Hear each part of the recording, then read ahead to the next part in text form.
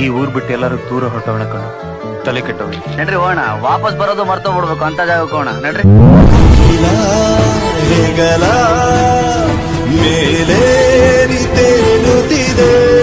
ಹೃದಯ ಮಡಿಲ ಹುಡುಕಿ ಎದೆ ಬಾಗಿಲಿಗೆ ಬಂತೋ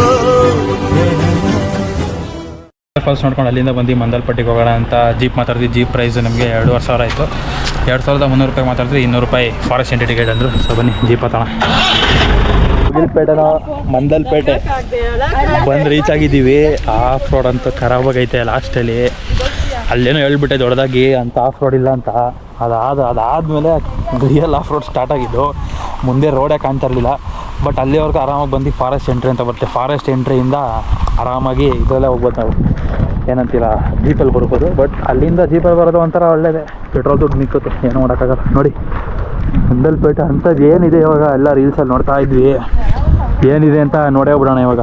Pushpagiri do and not, welcome to Pushpagiri wild life sanctuary ಅಂತ ಬೋರ್ಡ್ ಹಾಕಿದ್ದಾರೆ. ಏನು ಸ್ಯಾಂಚುರಿನೋ, ಫುಲ್ಲು ಮಳೆ. ಸ್ಕೂಲ್ ಪಾಪ ಮಳೆಯಲ್ಲಿ ದಿಗ್ಭ್ರಮೆಯಾಗಿ ನಿಂತ್ಕೊಬಿಟ್ಟಿದ್ದಾವೆ ಏನು ಮಾಡೋದಂತ.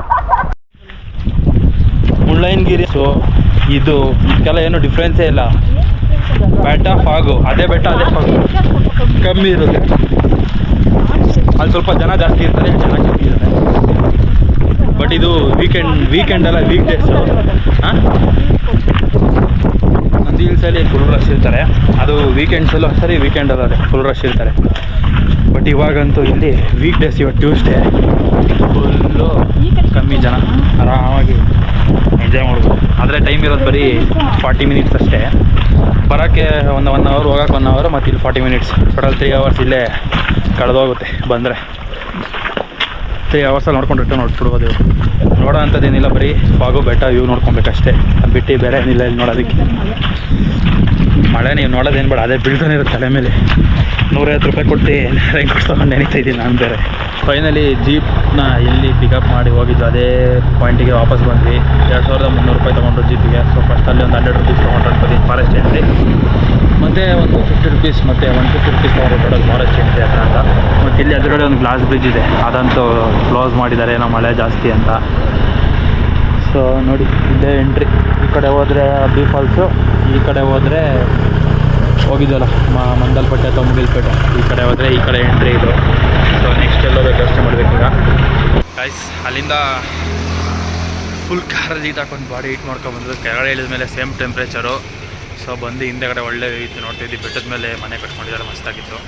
ಸೊ ಊಟ ಟೈಮ್ ಆಗಿದೆಯಲ್ಲ, ಊಟ ಮಾಡಬೇಕು. ಮಡಿಕೇರಿ ಸಿಟಿಗೆ ಬಂದ್ವಿ. ಸಿಟಿ ಆಚೆಯಿಂದ ಆಚೆ ಹೋಗಿದ್ದಲ್ಲ, ಸಿಟಿಗೆ ಬಂದು ಈಗ ಸದ್ಯಕ್ಕೆ ಇಲ್ಲಿ ಊಟ ಮಾಡಬೇಕು. ಇಲ್ಲಿ ಒಂದು ಇದಿದೆ, ಕಿಚನ್ ಅಂತ ಒಂದು ರೆಸ್ಟೋರೆಂಟ್ ಸಿಕ್ತು. ಸೊ ಇದರಲ್ಲೇ ಊಟ ಮಾಡಿ. ಕೂರ್ಗ್ ಸ್ಪೆಷಲ್ ಚಿಕನ್ ತವಾ ಗೀ ರೋಸ್ಟ್ ಇದ್ರ ನೇಮು. ಅದಾದ್ಮೇಲೆ ಒಂದು ಬಟರ್ನ ಊಟ ಎಲ್ಲ ಮಾಡ್ಕೊಬಂದೆ. ಮಾಡ್ಕೊಬಂದ್ಮೇಲೆ ಗೊತ್ತಾಯ್ತು ATM ಕಾರ್ಡ್ನ ರೆಸಾರ್ಟಲ್ಲೇ ಬಿಡು ಬಂದುಬಿಟ್ಟಿದ್ದೀನಿ ಅಂತ. ಸೊ ತಿರ್ಗಾ ಮಡಿಕೇರಿಯಲ್ಲೇ ಇದ್ದೀರಿ. ಹೆಂಗೂ ಬೇಗ ಹೇಳಿದ್ದಕ್ಕೆ ಒಳ್ಳೇದಾಯಿತು. ತಿರ್ಗಾ ಈಗ ಮಡಿಕೇರಿಯಿಂದ ರೆಸಾರ್ಟ್ ಹತ್ರ ರಿಟರ್ನ್ ಹೋಗಬೇಕು. ಒಂದು 5 ಕಿಲೋಮೀಟ್ರ್ ಆಗುತ್ತೆ. ಹೋಗೋಕ್ಕೆ 5 ಕಿಲೋಮೀಟರ್ಸು, ಬರೋಕ್ಕೆ 5 ಕಿಲೋಮೀಟರ್, ಟೋಟಲ್ 10 ಕಿಲೋಮೀಟರ್ಸು. ಒಂದು ATM ಕಾರ್ಡ್ಗೋಸ್ಕರ ಹೋಗ್ಬೇಕು. ಈಗ ಹೋಗಲೇಬೇಕು, ಬೇರೆ ಆಪ್ಷನ್ ಇಲ್ಲ. ಸೊ ಅದಕ್ಕೆ ಕಾರ್ ಹತ್ರ ಹೋಗ್ತಾ ಇದ್ದೀನಿ. ನಡ್ಕೊಂಡು ಊಟ ಮುಗಿಸ್ಕೊಬಂದ್ವಿ. ಈಗ ನೋಡಿ ಆದ ಫುಲ್ ನೀರು ಹರಿತಾ ಇದೆ ಬೆಟ್ಟದಿಂದ, ಒಂದು ಫಾಲ್ಸ್ ಥರ.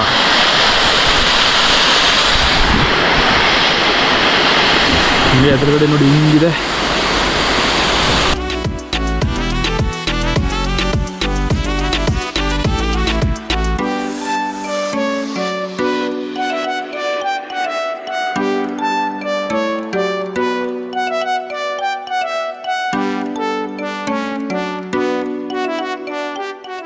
ಆನೆ ನೋಡೋಣ ಅಂತ ಬಂದ್ವಿ, ಆದರೆ ಫ್ಲಾಪ್ ಆಗೋಯ್ತು ಪ್ಲ್ಯಾನು.